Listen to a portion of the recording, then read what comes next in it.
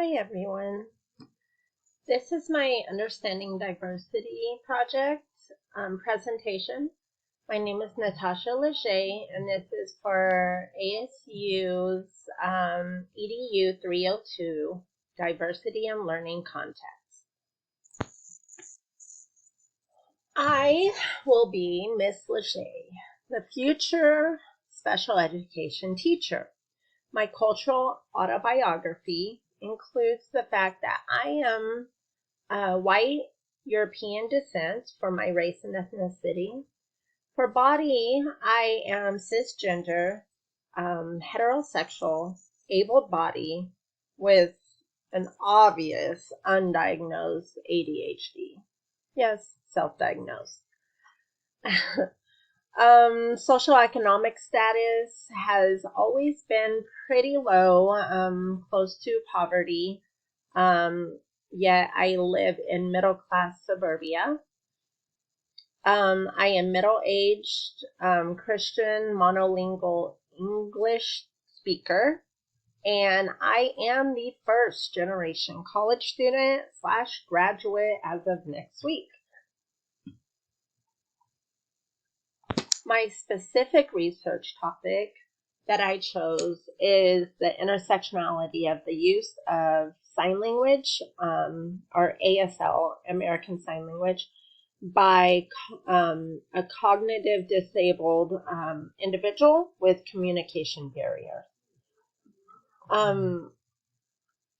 I chose this topic because I will be working with special education students with cognitive disabilities, and I am a firm believer of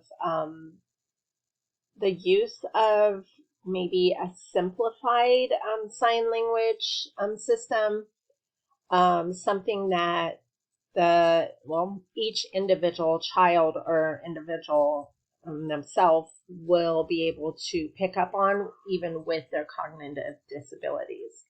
It is very important for me to provide or teach a language, a way to communicate for these students, for these children, so it opens up the world around them. Three of my favorite resources out of the many that I found are these three.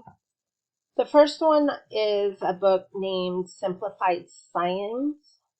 The intersectional ideas in this resource is exactly what I wanted to talk about, which is simplifying ASL, or a sign language system, to accommodate individuals with cognitive disabilities. So they're not going to understand, or, a possibility that they're not going to ever be able to understand, the whole spectrum of sign language, but to find a simplified system for them is something that I'm very interested in. So in this book, I was able to find some amazing tips and research on using simplified signs.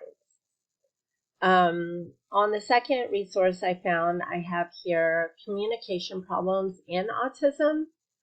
This was also a book, and the intersectionality shown in this book, but specifically in chapter 10, are the benefits offered when teaching an individual with autism a form of signing that would open up their world in a way of communication. So just similar to the first one. The third resource I chose as one of my favorites is, actually, I found it on YouTube, and I am a very, I like seeing and hearing examples, and I like the visual with my learning. So I really enjoy videos, but this video offered a lady that is also a speech pathologist, and the intersectionality of this source includes the different ways to communicate with someone with a communication barrier. The use of sign language is described as a useful language tool that research has shown to be very effective. And here at the bottom, I have included a link to my document for my research and resources project. And in that, you will find all 10 of my resources that I found. Some takeaways that I got from doing this project is one thing that I learned during my research on this project was that it broadened my understanding of the amazing benefits to the use of sign language as a way of communication for those that have communication barriers.